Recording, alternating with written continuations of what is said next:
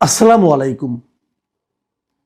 প্রিয় দর্শক, তারেক রহমানের স্বদেশ প্রত্যাবর্তনের পর গতকাল প্রথম দিনেই আমি কিছু কথা বলেছিলাম যে একটা নতুন ধরনের আমরা দৃশ্য দেখলাম এবং ওনার নতুন ধরনের বক্তব্যও শুনলাম এবং আমি প্রত্যাশা করেছিলাম যেন ওনারা নতুন ধরনের একটা রাজনীতিও শুরু করেন। মানে যে ধরনের রাজনীতি দেখে দেখে আমরা অভ্যস্ত, মানে পরস্পরকে দোষারোপের রাজনীতি, সাধারণ মানুষকে গুরুত্ব না দেওয়ার রাজনীতি এবং দুর্নীতির রাজনীতি, তার থেকে যেন উনি বেরিয়ে আসতে পারেন এই প্রত্যাশা আমি করেছিলাম অন্ততপক্ষে। এবং একদিনে আমরা কি দেখছি, আমরা কয়েকদিন দেখব নিশ্চয়ই। আমাদের এগুলি আস্তে আস্তে অনেক কিছুই কিন্তু পরিষ্কার হতে থাকবে এবং আমারও মনে হয় এগুলি অত দ্রুতর কাজ না, বেশ একটু সময় লাগবে গুছিয়ে নিতে, অনেক এই দেশের পরিস্থিতির সঙ্গে পরিবেশের সঙ্গে থিতু হতে এবং ওনার সঙ্গে ওনার দলের যারা সাধারণ নেতাকর্মী যারা এতদিন ট্রেডিশনাল পলিটিক্স করতেন তাদেরও একটু সময় লাগবে নেতার সঙ্গে নিজেদেরকে সিনক্রোনাইজ করতে। তবে কিছু নতুন জিনিস আমরা দেখতে পাচ্ছি এবং আমি সত্যি অভিভূত, আমি বলবো এটা। যেমন ধরা যাক একটা কথা, যে গতকালকে ওখানে 300 ফিটের ওখানে এবং ওটাকে কেন্দ্র করে পুরো এলাকায় এই যে বিশাল জনসমাগম হয়েছিল, এই জনসমাগমের কারণে ওখানে প্রচুর বর্জ্য কিন্তু পড়েছিল। এটা মোটামুটি স্বাভাবিক, এটা সবাই জানেন। একটা নর্মাল জনসভা হলেও ওখানে অনেক কিছু পানির বোতল, ক্যান, কোল্ড ড্রিঙ্কসের ক্যান, তারপরে আপনার খাবার প্যাকেট, এগুলো পড়ে থাকে। তো এগুলি পড়ে থাকা নিয়ে আজকে সকালে জানলাম যে বিএনপির লোকজনই এগুলো পরিষ্কার পরিচ্ছন্নতার কাজে নেমে পড়েছে এবং তারা ঢাকা উত্তর সিটি কর্পোরেশনের সঙ্গে সহযোগিতার হাত বাড়িয়েছে এবং তারা নিজেরাও অনেক কাজ করেছে। তবে যতটুকু ফটো সেশন হয়েছে, বাস্তবে বিএনপির নেতাকর্মীরা কতটুকু করেছে আমি জানি না, কিন্তু ওটা আমার জানার কোনো আগ্রহও নাই। আমার আগ্রহ হলো যে ওনারা ভেবেছেন যে এই কাজটা ওনাদের করা দরকার, এই যে চিন্তাটা, আমি এই চিন্তাটাকে অনার করি এবং আমি চাইবো, এটা তো প্রথমবারের মতো বাংলাদেশের ইতিহাস, সম্ভবত এটাই প্রথম যে কোনো জনসভা করে অথবা কোনো এরকম সমাবেশের আয়োজন করে যারা আয়োজক তারা ওই সমাবেশের কারণে যে ক্ষয়ক্ষতিগুলি হয় সেগুলো সমাধানের চেষ্টা করে, সেগুলি পূরণের চেষ্টা করে। এই প্রবণতা এই প্রথমবার আমরা দেখলাম, কাজে এতে আমি খুশি। আমি আশা করব বিএনপির এটাই তো শেষ মিটিং না, বরং আমি বলবো এটাই প্রথম মিটিং, তাই না? এই নির্বাচনকে সামনে রেখে বিএনপি আরও অনেক মিটিং করবে, ঢাকায় করবে, ঢাকার বাইরে করবে। আমি আশা করব বিএনপি যেন দলীয়ভাবে একটা সিদ্ধান্তে উপনীত হয় এবং এই কাজটা যেন অব্যাহত রাখে। তারা যখনই যেখানে মিটিং করবে, যখনই যেখানে জনসভা করবে, সেই জনসভা শেষ হওয়ার পর তারা উদ্যোগ নিয়ে সেই জনসভার স্থলটাকে আবার আগের মতো করে দেবে। এই উদ্যোগটা তারা নেবে। আমি যেন তারেক রহমানের কাছে অনুরোধ করছি যে আপনি আপনার দলের নেতা কর্মীদেরকে বলুন তারা যেন এই কাজটা খুব রিলিজিয়াসলি করেন। তাহলে হবে কি, জনগণ দেখবে যে একটা নতুন ধরনের রাজনীতি দেশে শুরু হয়েছে এবং এটা যদি আপনারা করতে পারেন সেটা অন্য অন্য দলের উপরে কিন্তু একটা চাপ হিসাবে থাকবে এবং জনগণের কাছে তারা বুঝতে শিখবে যে আমাদেরও না করলে জনগণ আমাদেরকে ত্যাগ করবে। এতে লাভ যেটা হবে, দেশটা একটু পরিষ্কার পরিচ্ছন্ন হবে। আরেকটা বিষয় আমি শুনলাম যে ওই সময় যে গাছগুলো মারা গিয়েছিল, যে গাছগুলো ধ্বংসপ্রাপ্ত হয়েছিল, বিএনপি কর্তৃপক্ষ, বিএনপি অনেকের পক্ষ থেকে বলা হয়েছে যে ওই গাছগুলো তারা আবার বপন করে দিতে চায়। এটা নিঃসন্দেহে আমি মনে করি একটা ভালো উদ্যোগ। এছাড়া আমি দেখলাম যে বিএনপির পক্ষ থেকে দলীয়ভাবে একটা বিবৃতিও দেওয়া হয়েছে যে তারেক রহমানের দেশে প্রত্যাবর্তনের কারণে, তার বিমানবন্দর থেকে পর্যন্ত আসার কারণে যে বিপুল রাস্তায় যে মানুষের সমাগম হয়েছিল, এ কারণে মানুষের স্বাভাবিক জীবনযাত্রায় যে বিঘ্ন ঘটেছিল, এই জন্য তারা সবার কাছে ক্ষমা চেয়েছে। এটাও আমার কাছে পছন্দ হয়েছে, কারণ আসলে এই লোকগুলি কিন্তু বিএনপি নিয়ে আসেনি, লোকগুলো স্বতঃস্ফূর্তভাবে এসেছে তাদের নেতাকে দেখার জন্য। কাজে এই স্বতঃস্ফূর্ত আগমনকে বিএনপি ফেরাতেও পারবে না। এখানে বিএনপির ক্ষমা চাওয়া ছাড়া আর কিছু করার নেই, দুঃখ প্রকাশ করা ছাড়া আর কিছু করার নেই। তবু তারা সেটা করেছে। আমি মনে করি এটাও রাজনীতিতে একটা ইতিবাচক দিক। এখন আমি আরেকটা বিষয়ে একটু কথা বলতে চাই। সেই বিষয়টা হলো, আপনারা লক্ষ্য করেছেন তারেক রহমানের আচরণগত কিছু চেঞ্জ আমরা দেখেছি। এখানে আসার পর উনি যখন সমাবেশে বসেছেন তখন ওনার জন্য যে রাজস্বিক চেয়ার ছিল সেই চেয়ারটাই কিন্তু উনি বসেননি, উনি একটা প্লাস্টিকের চেয়ার নিয়ে বসেছেন। আমি এগুলো হয়তো ছোটোখাটো বিষয়, অনেকে হয়তো বলবেন যে আমি এগুলি বলছি কেন, আমি কি তেল মারছি কিনা। না ভাই, তেল মারামারি না। আমি বলতে চাচ্ছি, আমি এইটা যে আপনি করছেন এটা যেন একদিনের জন্য না হয়, এটা যেন আগামীতেও ঘটতে থাকে। আমি ওইটা বলতে চাচ্ছি, আগামীতে যখনই আপনি যেখানে যাবেন তখন যেন এই ঘটনাগুলো ঘটে, এবং এটা যেন কেবল আপনার জন্য না ঘটে, যেন অন্যদের জন্যও ঘটে। আপনার সঙ্গে যারা থাকবেন তাদেরকেও বলে দিবেন যে তোমরা তো ওই সমস্ত দামি দামি চেয়ার ছিল, আমি প্লাস্টিকের চেয়ারে বসেছি, এতে কিন্তু আমার সম্মান কমে যায় নাই। এই জনগণ কিন্তু কি চেয়ারে বসেছে এটা দেখে না, জনগণ দেখে লোকটা বলছেটা কি এবং লোকটা করছেটা কি, সেটা কি করতে হবে সেটা আমি দেখিয়ে দিয়েছি, অথবা আপনারাও দেখুন। এই হলো ওনার পক্ষ থেকে আমি মনে করি মেসেজটা অন্য অন্য নেতাদের কাছে যাওয়া উচিত। অন্য নেতারা সেটা যদি ফলো করতে না পারেন তারা ছিটকে যাবেন, এবং তারা ফলো করার চেষ্টা করবেন বলে আমি ধারণা করি। এবং এখানে আসার আগে আরেকটা ঘটনা মনে করে দিই। এখানে আসার আগে যখন উনি লন্ডন থেকে আসবেন এখানে, তার আগে ওখানে লন্ডনে একটা জনসভার ছবি কিন্তু আমরা দেখেছিলাম। জনসভা ঠিক না, ওখানে যারা আমাদের কমিউনিটির লোকজন ছিল সেখানে উনি একটা সভা করেছিলেন। সেখানে যখন নাকি তারেক জিয়া জিন্দাবাদ, তারেক জিয়া জিন্দাবাদ যখন বলা হচ্ছিল, তখন উনি কিন্তু স্পষ্ট ভাষায় ওখানে বলেছিলেন যে এটা আমি পছন্দ করি না, এই ধরনের স্লোগান আমি পছন্দ করি না। উনি কিন্তু বলেছিলেন আই ডোন্ট লাইক ইট। তো এই যে কথাগুলি বলেছিলেন, এটা কেন? দেখুন, উনাকে জিন্দাবাদ বললেই যে উনি বেঁচে থাকবেন আর মুর্দাবাদ বললেই যে উনি মরে যাবেন, বিষয়টা কিন্তু তা না। এই যে যারা এরকম ভাবে করে, এই কাজগুলো অর্থটা কি? প্ল্যাকার্ড নিয়ে আসা, মিটিংয়ের মধ্যে বিশাল বিশাল প্ল্যাকার্ড নিয়ে আসা, এমনভাবে প্ল্যাকার্ড নিয়ে আসা, প্ল্যাকার্ড ছাড়া কিছু দেখা যায় না। এগুলো আসলে কেন হয়? এগুলো তো কেউ না কেউ করে। কারা করে, কেন করে? তারা করে হলো তারা নেতার দৃষ্টি আকর্ষণ করতে চায়,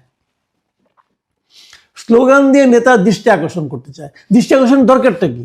নেতার দৃষ্টি তো তার কেবল আপনার প্রতি থাকলে চলবে না। আপনার হলো পাতি নেতা ধরা যাক, তাহলে আপনার হলো জুনিয়র নেতা অথবা সিনিয়র নেতা, যা হোক, আপনাদের কাছে থাকলে তো হবে না। নেতার দৃষ্টি থাকবে পুরো দেশের উপর, পুরো দেশের জনগণের উপর। কাজেই এটা আসলে এক ধরনের তৈলমর্দন।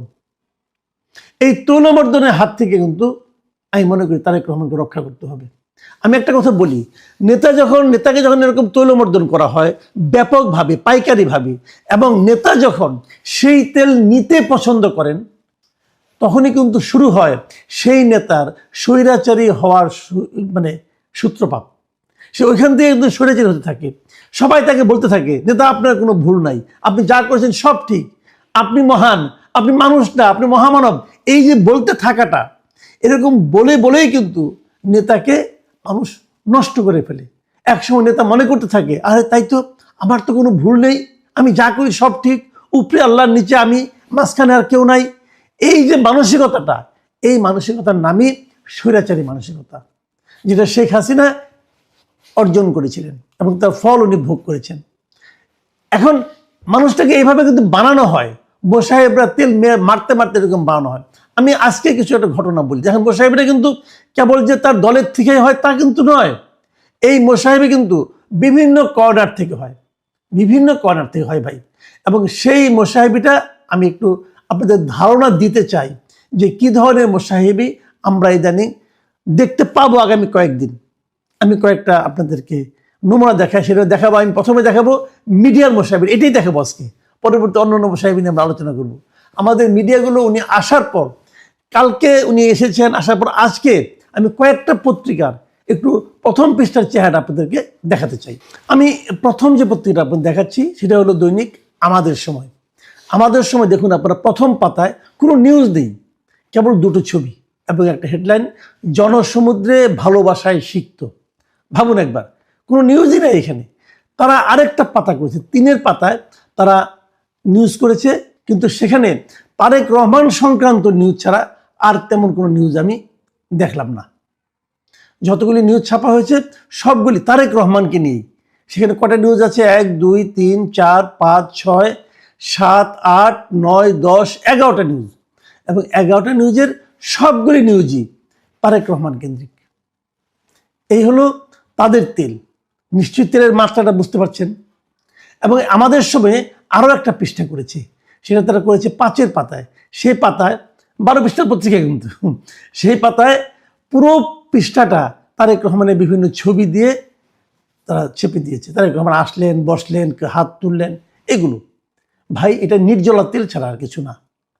আসলে পরের পত্রিকা দেখি আরেকটা, ইত্তেফাক দেখুন আপনারা, ইত্তেফাকে কি হয়েছে, ইত্তেফাকে প্রথম পৃষ্ঠায় যে করে নিউজ, প্রথমে হেডলাইন তো তারেক রহমান হবে, এরকম কোনো সমস্যা নাই। আমি ইত্তেফাকের ছবিটা খুব সুন্দর লেগেছে আমার কাছে, ভালো ছবি। কিন্তু তারপরে যে করে নিউজ এখানে আছে, প্রত্যেকটা নিউজ তারেক রহমানের এই দেশের প্রত্যাবর্তনকে দিকে। এখানে এই পত্রিকা ফার্স্ট পেজে আর কোনো নিউজ নেই। আসুন তারপরে দেখি, তারপরে দৈনিক ইনকিলাব পত্রিকা, এটার ফার্স্ট পেজেও তারেক রহমানময়। পুরো ফার্স্ট পেজে 8টা নিউজ আছে, তার মধ্যে একটা মাত্র নিউজ ছাড়া, যে ক্ষুধাবক্স চৌধুরী পদত্যাগ, ওটা ছাড়া আর বাদ বাকি সকল নিউজই কিন্তু তারেক রহমানকে নিয়ে, ওনার দেশ প্রত্যাবর্তন এটা নিয়ে।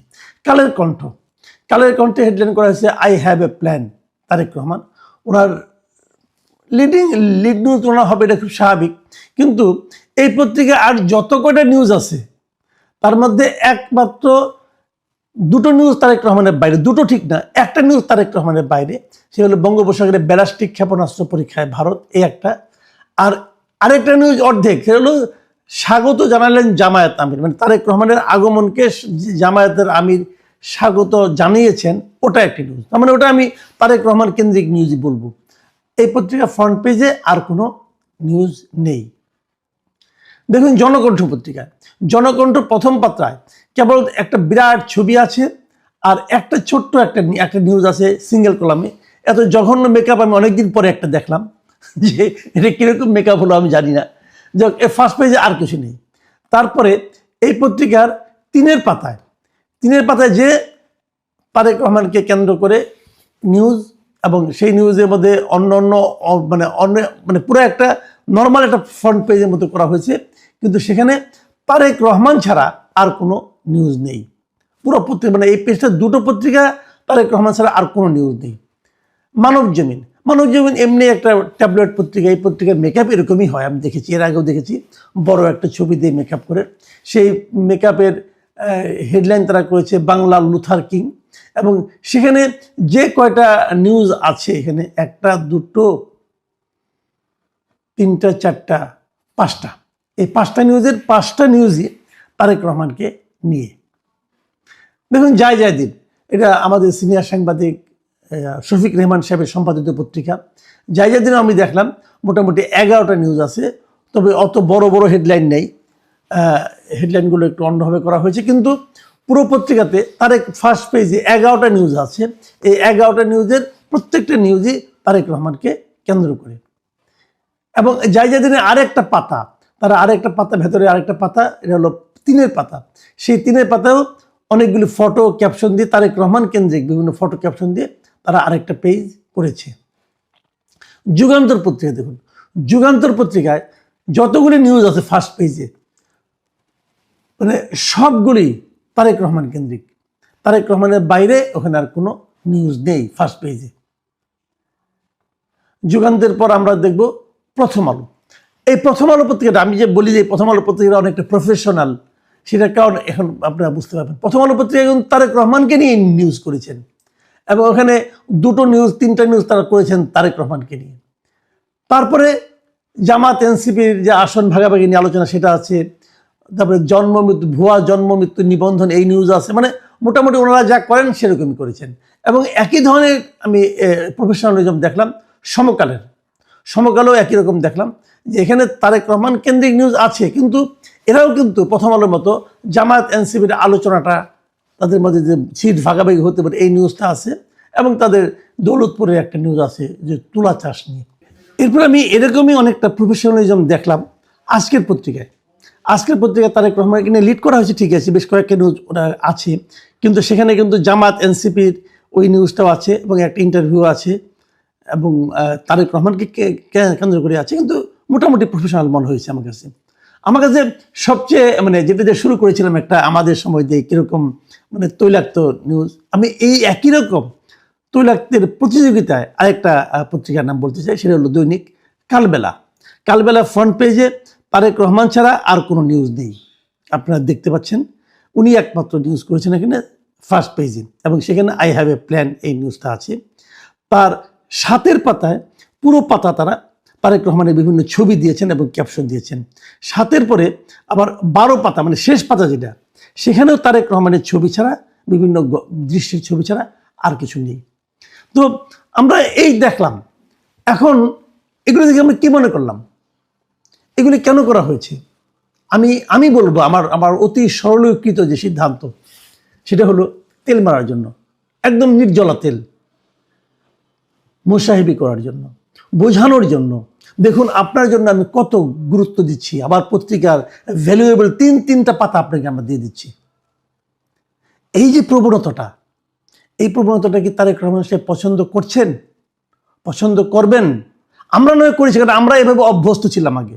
আমাদের পত্রিকার সম্পাদকরা, বার্তা সম্পাদক যারা মেকআপ করেন, ওনারা হয়তো আগে এইভাবে অভ্যস্ত ছিলেন, মালিকরা হয়তো ভালো সুযোগ সুবিধা পাওয়ার জন্য এগুলি করে থাকেন আগের থেকে, আমরা নয় অভ্যস্ত ছিলাম। তারেক রহমান কি করবেন? উনি কি এগুলি পছন্দ করবেন?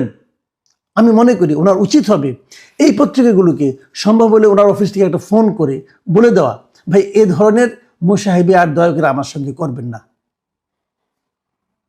আমরা এই ধরনের মোসাহেবির কারণে আমাদের রাজনীতি একটা জটিল পাকের মধ্যে পড়ে গেছে। আমরা এখান থেকে উদ্ধার পেতে চাই, আমরা নতুন রাজনীতি করতে চাই। আপনাদের পত্রিকা আমার নিউজ ঠিক আছে, আজকে আমি এসেছি বড় নিউজ, আপনি লিডটা করেন ঠিক আছে, কিন্তু এই যে 3 পৃষ্ঠা 4 পৃষ্ঠা ধরে খেলে তারেক রহমান এবং তারেক রহমানময় হয়ে যাওয়া, এটা কিন্তু আরেকজন স্বৈরাচারীকে সৃষ্টি করার একটা প্রচেষ্টা হতে পারে। প্রিয় দর্শক, হয়তো আমার কথা অনেকে দুঃখিত হবেন, অনেকে বিরক্ত হবেন, এখানে আমার অনেক গুরুজন আছেন এই পত্রিকাগুলোতে, বাট এই কথাগুলো কিন্তু বলতে হবে এবং আমরা এগুলো বলতেই থাকবো।